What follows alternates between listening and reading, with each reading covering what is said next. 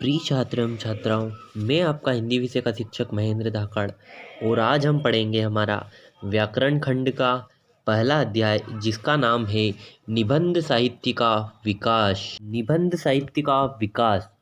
हिंदी निबंध आधुनिक काल की एक विकसित विधा है। निबंध शब्द नीह धन बंध से बना है जिसका अर्थ है बांधना। इस प्रकार निबंध भली भांति बंधी हुई परिमार्जित और प्रौढ़ रचना होती है। प्रारंभ में निबंध शब्द का प्रयोग गद्य और पद्य दोनों प्रकार की रचनाओं के लिए होता था।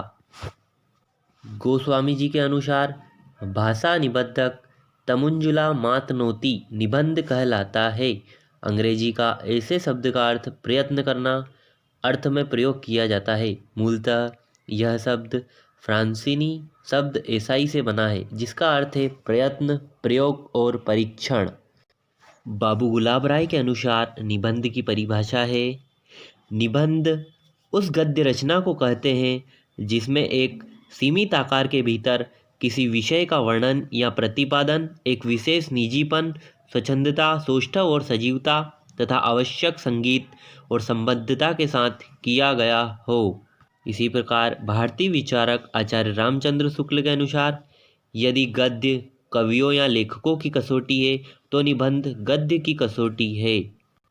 डॉक्टर नलिन विलोचन शर्मा के अनुसार निबंध स्वाधीन चिंतन और निश्चल अनुभूतियों का सरस, सजीव और मर्यादित गद्यात्मक प्रकाशन है। इस प्रकार हमने निबंध के अर्थ और परिभाषा को समझा। अब प्राच्य और पाश्चात्य विद्वानों की परिभाषाओं के आधार पर निबंध के संदर्भ में निम्नलिखित निष्कर्ष निकालते हैं। पहला, आधुनिक निबंध गद्य की एक विधा है। गद्य में ही इसका स्वरूप अधिक निखर सकता है। दूसरा, इसमें लेखक का व्यक्तित्व प्रमुख रूप से उद्घाटित होता है। इसमें हृदय और बुद्धि का समन्वय होता है। निबंध में संक्षिप्तता, पूर्णता एवं कसावट होती है। इसमें रोचकता, सजीवता, भाषा की प्रौढ़ता तथा शैली की प्रांजनता आवश्यक है। निबंध के विषय सीमित नहीं है, उसका विषय कुछ भी हो सकता है। निबंध में यत्र तत्र हास्य, व्यंग एवं विनोद का पुट भी हो सकता है। निबंधकार जीवन का व्याख्याकार होता है। जिस प्रकार कविता में भावपक्ष और कला पक्ष होते हैं उसी प्रकार निबंध में भी आंतरिक और बाह्य दो पक्ष होते हैं। वैसे तो आंतरिक और बाह्य विविधता के आधार पर निबंध कई प्रकार के हो सकते हैं। चूँकि व्यक्तित्व निबंध का मूल तत्व होता है, अतः व्यक्ति को प्रमुख मानकर निबंध के दो भेद किए जाते हैं। पहला, विषय प्रधान या निजात्मक, इसमें लेखक का व्यक्तित्व अधिक उभरता है। दूसरा, विषय प्रधान या परात्मक, इसमें विषय उभर कर आता है। हम देखेंगे कि विषय के आधार पर निबंध के कितने भेद होते हैं। विषय वस्तु के वर्णन, विवेचन, प्रकटीकरण आदि के आधार पर निबंध के चार भेद किए जाते हैं। पहला भेद है वर्णनात्मक, दूसरा विवरणात्मक, तीसरा विचारात्मक और चौथा है भावात्मक। इन चारों में वर्णनात्मक का संबंध देश से, विवरणात्मक का काल से, विचारात्मक का तर्क मस्तिष्क से तथा भावात्मक का संबंध हृदय से होता है। हम हमारा पहला प्रकार देखेंगे, वर्णनात्मक। निबंध में प्रायः भूगोल, यात्रा, ऋतु, तीर्थ, दर्शनीय स्थान, पर्व, त्योहार, सभा और सम्मेलन आदि विषयों का वर्णन होता है। लेखक इन निबंधों में दृश्यों एवं स्थानों का वर्णन कल्पना में डूबते हुए सरल सजीव भाषा शैली के माध्यम से करता है और रोचकता तथा प्रभावपूर्णता लाने का प्रयास करता है। हमारा अगला भेद है विवरणात्मक। इस प्रकार के निबंध में वस्तु को उसके स्थिर रूप में न देखकर उसके गतिशील रूप में देखा जाता है। शिकार, पर्वतारोहण, दुर्गम प्रदेश की यात्रा, साहसपूर्ण कार्य का वर्णन कलात्मक रूप में किया जाता है। जहाँ वर्णनात्मक निबंधों में दृश्यों का चित्रण अधिक होता है, वहाँ विवरणात्मक निबंधों में घटनाओं का वर्णन होता है। तीसरा भेद है विचारात्मक। इन निबंधों में बौद्धिक विवेचन की प्रधानता रहती है, अर्थात दर्शन, अध्यात्म और मनोविज्ञान आदि को भी प्रधानता रहती है। लेखक अपने अध्ययन मनन और चिंतन के अनुसार तर्क वितर्क तथा खंडन मंडन का सहारा लेता हुआ विषय का प्रभावशाली ढंग से प्रतिपादन करता है। इन निबंधों में बौद्धिकता के साथ भावना और कल्पना का संयोजन होता है। इस संवर्ग के निबंधों में तत्सम शब्दावली और सामासिकता का निर्देशन होता है। हमारा अगला भेद है भावात्मक। भावात्मक निबंधों में भावतत्व की प्रधानता होती है। इनका संबंध भावना अर्थात हृदय से है। इनमें रागात्मकता अधिक होने से कवित्वपूर्ण उद्गार तथा शैली का सौंदर्य आ जाता है। प्रांगण अनुभूतियों और इनके प्रकाशन की क्षमता ही ऐसे निबंधकारों की पूंजी होती है। सामान्यतः कल्पना के साथ काव्यात्मकता का पुट इन निबंधों में होता है। पाश्चात्य विद्वान बफन का कहना है कि शैली ही व्यक्ति है और व्यक्ति ही शैली है। इस कथन की चरितार्थता निबंधों में ही प्रकट होती है। शैली विषय वस्तु को सजाने, अभिव्यक्ति को सुंदर और प्रभावपूर्ण बनाने का कार्य करती है। प्रत्येक लेखक की अलग अलग शैली होती है जिससे उसके निजी व्यक्तित्व की पहचान सिद्ध होती है। शैली का तात्पर्य है भाषागत शैली और रूप विधान की शैली। भाषागत शैली के अंतर्गत भाषा के आंतरिक और बाह्य दोनों रूपों का समाहार हो जाता है। इन दोनों रूपों के आधार पर शैली के कई भेद किए जा सकते हैं। हिंदी निबंध रचना में निम्नलिखित शैली रूपों का ही प्रयोग अधिकतर मिलता है।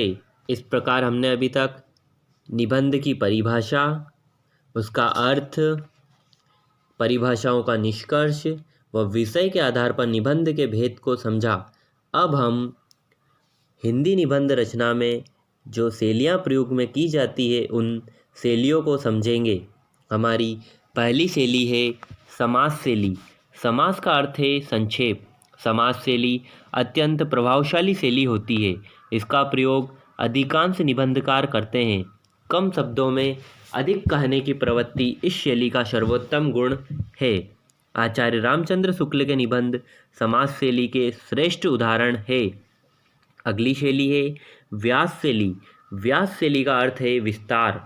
अतः इस शैली के अंतर्गत भाव का विचार विस्तार के साथ अत्यंत बोधगम्य और रोचक ढंग से व्यक्त किया जाता है। वर्णनात्मक और विवरणात्मक निबंध भी इसी शैली में लिखे जाते हैं। महावीर प्रसाद द्विवेदी के निबंधों में इस शैली के दर्शन होते हैं। हमारी तीसरी शैली है विवेचन शैली। इस शैली के अंतर्गत लेखक तर्क वितर्क, प्रमाण पुष्टि, व्याख्या, निर्णय आदि का सहारा लेता हुआ विषय का प्रतिपादन करता है। गहन अध्ययन और चिंता के आधार पर लेखक अपना कथ्य प्रस्तुत करता है। विचारात्मक निबंधों के लिए इसका प्रयोग बहुलता से किया जाता है। आचार्य रामचंद्र शुक्ल के निबंध इस शैली के उपयुक्त उदाहरण है। हमारी अगली शैली है व्यंग्य शैली। इस शैली के निबंधों में लेखक व्यंग्य द्वारा विभिन्न सामाजिक, धार्मिक, राजनीतिक आदि प्रवृत्तियों का विवेचन करते हुए उनकी विशेषताओं पर प्रकाश डालता है। व्यंग्य तीखा, मर्मवेदी एवं मारक होता है। व्यंग्यात्मक निबंध इसी शैली में लिखे जाते हैं। हमारी पांचवी शैली है धारा और तरंग शैली। सामान्यतः भावात्मक निबंध लिखने के लिए धारा शैली और तरंग शैली का प्रयोग किया जाता है। धारा शैली में भावों की धारा प्रभावमय रहकर प्रायः एक गति से चलती है। सरदार पूर्णसिंह के निबंधों में धारा शैली का उत्कृष्ट रूप मिलता है। हमारी छठी व आखिरी शैली है निगमन और आगमन शैली। प्रतिपाद्य विषय की व्याख्या की दृष्टि से निगमन शैली और आगमन शैली महत्वपूर्ण मानी जाती है। निगमन शैली के अंतर्गत पहले विचारों को सूत्र रूप में प्रस्तुत किया जाता है। उसके उपरांत उस सूत्र के अंतर्गत पहले विचारों की विस्तार पूर्वक व्याख्या की जाती है और उसके बाद अंत में सूत्र रूप में सारांश प्रस्तुत कर दिया जाता है। आगमन शैली निगमन शैली के विपरीत होती है। हम पढ़ेंगे हिंदी निबंध विकास की दिशाएं। हिंदी निबंध का आविर्भाव आधुनिक युग में हुआ। पूर्ववर्ती साहित्यकारों का लक्ष्य मुख्यतः अपनी भावानुभूतियों का प्रकाशन था। निबंध का उद्भव भारतेंदु युग की अनुकूल परिस्थितियों में हुआ। भारतेंदु काल में अंग्रेजी साहित्य से संपर्क, शिक्षा के प्रचार, वैज्ञानिक दृष्टि और वैज्ञानिक सुविधाओं के प्रसार, प्रेस की स्थापना, समाचार पत्रों का प्रकाशन, संचार, और आवागमन के साधनों के विकास के कारण निबंध के अंकुरण को अनुकूल भूमि मिली। सामाजिक और सांस्कृतिक चेतना के अभ्युदय के कारण विभिन्न आंदोलनों के प्रभाव से लेखकों ने इस नई विधा को अंगीकृत किया और अल्पावधि अर्थात बहुत कम समय में ही विकास के नए आयामों तक पहुंचाया। विद्वानों ने सुविधा की दृष्टि से हिंदी निबंध साहित्य के विकास को 4 चरणों में विभाजित किया है अर्थात बांटा है। पहला युग है भारतेंदु युग, दूसरा द्विवेदी युग, तीसरा शुक्ल युग, चौथा शुक्लोत्तर युग अर्थात शुक्ल जी के बाद का युग। पहला युग है भारतेंदु युग जो कि सन 1850 से 1900 ईस्वी तक रहा। दूसरा द्विवेदी युग जो 1900 से 1920 ईस्वी तक रहा। शुक्ल युग 1920 से 1940 ईस्वी तक रहा। शुक्लोत्तर युग सन 1940 से आज तक चल रहा है। अब हम भारतेंदु युग को विस्तार से समझेंगे। भारतेंदु युग हिंदी निबंध के उद्भव का काल है। भारतेंदु के हिंदी साहित्य में पदार्पण करते ही उसका प्रत्येक क्षेत्र एक नवीन चेतना से भर उठा। भारतेंदु एवं उनके युग के रचनाकारों का निबंध रचना के क्षेत्र में महत्वपूर्ण योगदान रहा है। इस युग के अधिकांश लेखक अपनी पत्रिकाओं के संपादक थे। इन्हीं पत्रिकाओं में अधिकांश निबंधों का प्रकाशन हुआ है।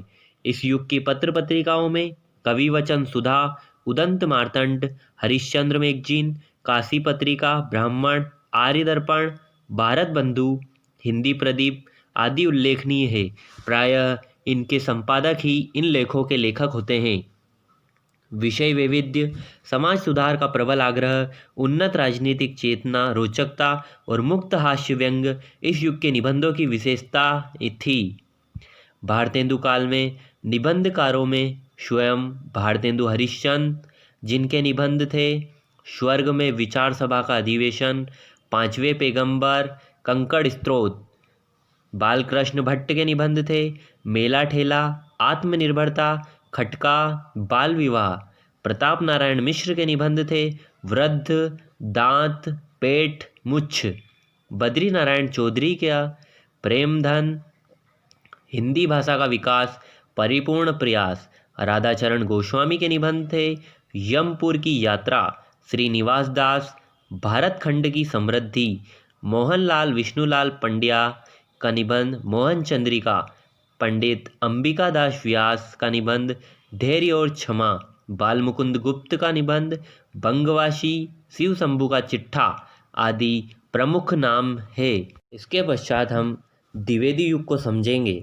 द्विवेदी युग 1919 से 1920 ईस्वी तक रहा। द्विवेदी युग श्री महावीर प्रसाद द्विवेदी के सरस्वती के संपादन का कार्यभार संभालने के समय सन 1903 से ही यह युग प्रारंभ होता है। इस युग में साहित्य की उन सभी विधाओं का विकास और उन्नति हुई जिनका परिमार्जन भारतेंदु युग में आरंभ हो गया था अर्थात जिनकी शुरुआत हो चुकी थी। इस युग में विषय शैली आदि सभी दृष्टियों से निबंध साहित्य की उन्नति हुई। द्विवेदी जी ने सरस्वती के माध्यम से तत्कालीन लेखकों की भाषा को संस्कारित एवं परिमार्जित करने का गुरुतर कार्य किया। शब्द प्रयोगों, व्याकरण के नियमों, विराम चिन्हों के प्रयोगों और वाक्य विन्यास के नियमों से उन्होंने सबको सुपरिचित कराया। हिंदी के माध्यम से ज्ञान का क्षितिज विस्तृत करने के लिए द्विवेदी जी ने ज्ञान विज्ञान विषयक अनेक लेख लिखे और लिखवाए। व्यास शैली का प्रयोग करते हुए लेखकों ने व्यंग्य विनोद के माध्यम से सूक्ष्म और गंभीर विषयों को प्रस्तुत किया। महावीर प्रसाद द्विवेदी ने 2 श्रेणियों के निबंध लिखे, मनोरंजक और विचारात्मक। जहां एक ओर इनके मनोरंजक निबंधों में उत्फुल्लता मिलती है, वहीं दूसरी ओर इनके विचारात्मक निबंधों में गंभीरता के दर्शन होते हैं। साहित्य की महत्ता, विचार विधि, मेघदूत, म्यूनिसिपलिटी के कारनामे आदि इनके उल्लेखनीय निबंध है। द्विवेदी युग के अन्य निबंधकारों में सरदार पूर्ण सिंह, सच्ची वीरता एवं कन्यादान, चंद्रधर शर्मा गुलेरी का निबंध कछुआ, धर्म, मोरेसी, मोही कुठाव, माधव प्रसाद मिश्र का सब मिट्टी हो गया, धृति, श्याम सुंदर दास का समाज और साहित्य, पदम सिंह शर्मा का पदम राग, प्रबंध मंजरी, गोविंद नारायण मिश्र का कवि और चित्रकार गोपाल राम गहबरी का रिद्धि सिद्धि जैसे निबंध उल्लेखनीय है। हमारा अगला युग है शुक्ल युग। शुक्ल युग सन 1920 से 1940 ईस्वी तक रहा। निबंध के क्षेत्र में आचार्य रामचंद्र शुक्ल का पदार्पण एक युग प्रवर्तक अर्थात युग को बदलने वाले निबंधकार के रूप में हुआ। इनका निबंध संग्रह चिंतामणि इसका प्रबल प्रमाण है। गंभीरता, अध्ययन मनन की गहन क्षमता और